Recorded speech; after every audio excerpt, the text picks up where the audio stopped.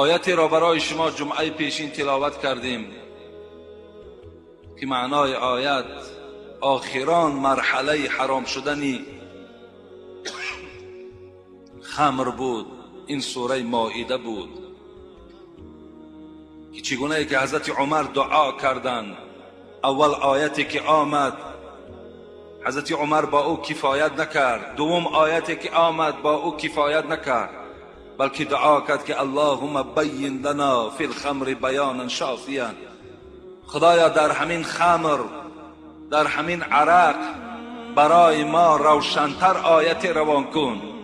سوم آیتی که آمد انما الخمر والمیسیر والانصاب والازلام رجس من عمل شیطان فاجتنبوه لعلكم تفلحون. انما يريد الشيطان ان يوقع بينكم العداوة والبغضاء في الخمر والميسير ويصدكم عن ذكر الله وعن الصلاة فهل انتم منتهون. این آخران مرحله آیتی که برای حرام شدن خمر آمد، انا همین آیت بود که خداوند صراحتاً برای همه بندگان خود اعلان کرد که بدرستی این که عرق، قماربازی، فالبینی، بت پرستی رجس من عمل شیطان، اینها پلید هستند. بینید یک مفسران میگویند که خداوند خمر را، عرق را، قمار را در ردیف بت پرستی آورد. یعنی چگونه ای که بت پرستی، چگونه ای که فالبینی چقدر گناه وزنین است، چقدر عذاب وزنین دارد، در برابر او خداوند خمر و قمار را یاد کرد که همه اینها از یک زمره هستند، از یک راه هستند. و رجسم خان، اینا پلید هستند. چگونه ای که جمعه پیشین من برای شما خواندم که رجس خداوند در قرآن فقط در بت پرستی و فقط در گوشت خوب رجس آوردگی هست. این چنین در برابر اینها قمار عرق هم پروردگار رجس خواند. فاجتنبوه لعلكم تفلحون. باز تأکید کرد که از این اجتناب کنید، از این عرق دور باشید، از این قمار دور باشید، از پیش فالبین ها نروید که کافر میشوید، پیش بت ها در رفته عبادت نکنید، اینا پلید هستند. لعلكم تفلحون. خداوند برای شما نجات میدهد اگر از این حرام کرده ها دور باشید. انما يريد الشيطان ان يوقع بينكم العداوة والبغضاء في الخمر والميسير. خداوند میگوید که این راه شیطان است، عرق نوشیدن و قمار بازی کردن. شیطان میخواهد که همه شما را پیروی خودش گرداند، در بین شما جنجال و کینه را برپا کند با واسطه عرق و با واسطه قمار. میگوید خداوند و یصدکم عن ذکر الله. وقتی میگوید که شما که عرق نوشیدید پروردگار، قمار بازی که کردید، شما دیگر از ذکر پروردگارتان دور میمانید. و عن الصلاة، شما دیگر نماز پروردگار را نمیخوانید. فهل انتم منتهون. آیا شما بس میکنید یا نمیکنید؟ آیا از همین کردار ناخوب باز میستید یا نمیستید؟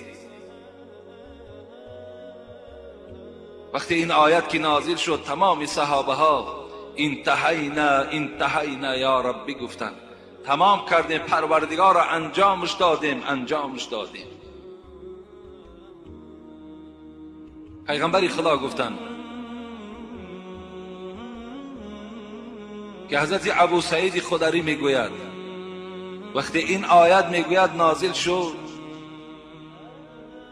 کان عندنا خمر لیتیم فلما نزلت مائده. وقتی که این آیت نازل شد، آیت مائده، نزد من یک خوم از یک یتیم پر از خمر بود. فقلت یا رسول الله، گفتم ای پیغمبر خدا، نزد من یک مقدار خمر وجود دارد، از یک مال یتیم است، با وی چگونه معامله کنم؟ پیغمبر خدا چی گفتن؟ احرقوه، برده در بیرون ریزیدش.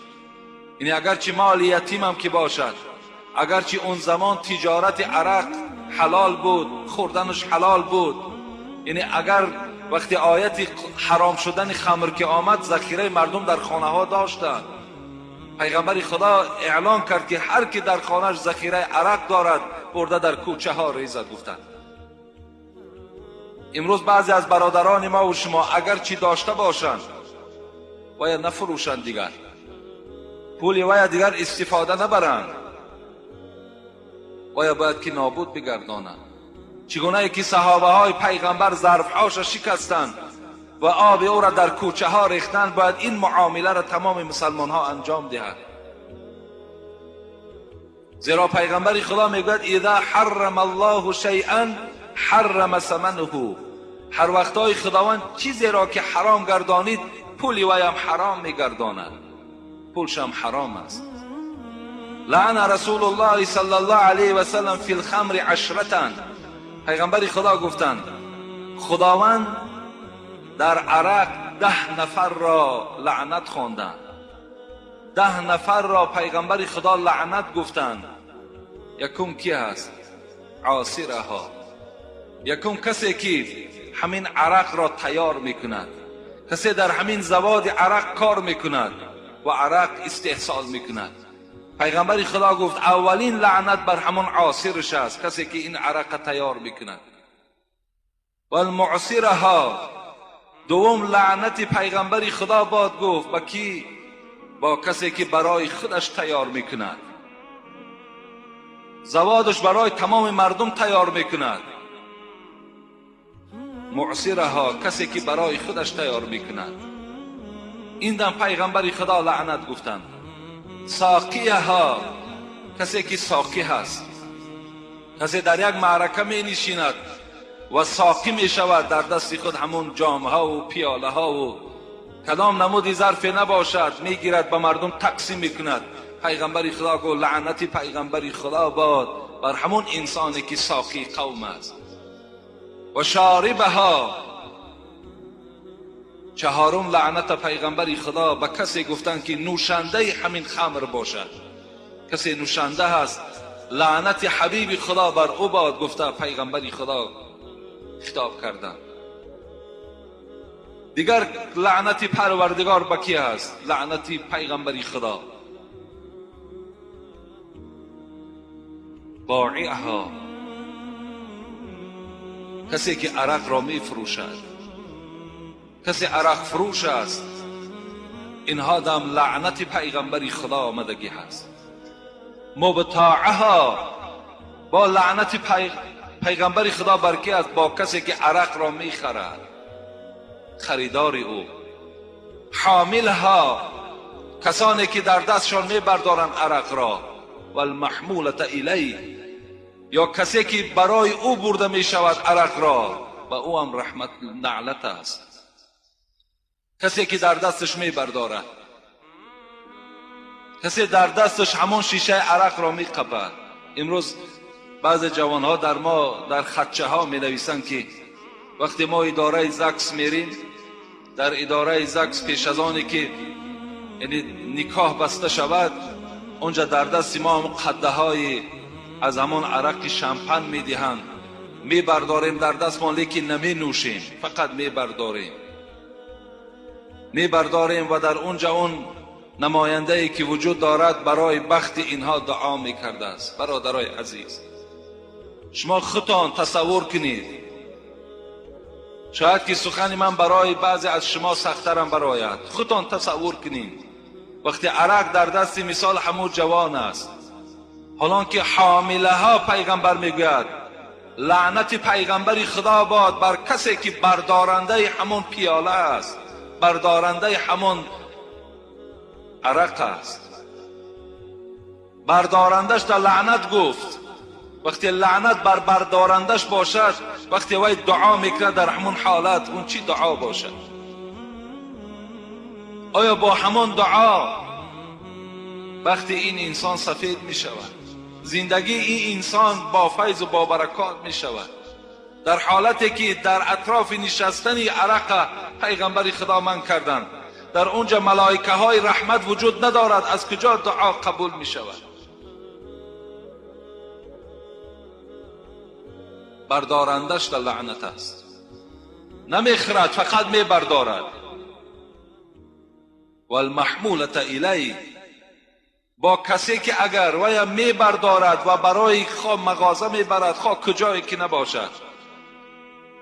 علال خصوص امروز برادرهایی که صاحب همون ماشین های کلان هستند، اونها از اونجا برداشته و به این مغازه وقتی میارن تقسیم میکنن، اونها در همین لعنت داخل میشوند. محمولت الی، بردارنده عرق. حبیب خدا گفتن این سخن ما نیست. واهبها، پیغمبر خدا گفتن نهم طایفه ای که در لعنت است، کسانی هستند که عرق را به حیث هدیه برده میدهند به یک کسی، همچون هدیه تحفه میکنند، یا در جای پاره همون عرق میدهند. اینها در پیغمبر خدا لعنت گفتند. و آکل ثمنها، دهم نفری که در لعنت است، این کی هست؟ این شخصی هست که پول عرق را میخورد، از حساب پول عرق زندگی دارد. باور کنید انسان شعر میکند، حیرت میمانی که نخواه آدم مسلمان امروز دکان میسازد که در او عرق میفروشد، باز نماز میخواند. حیرت، نماز میخواند لیکن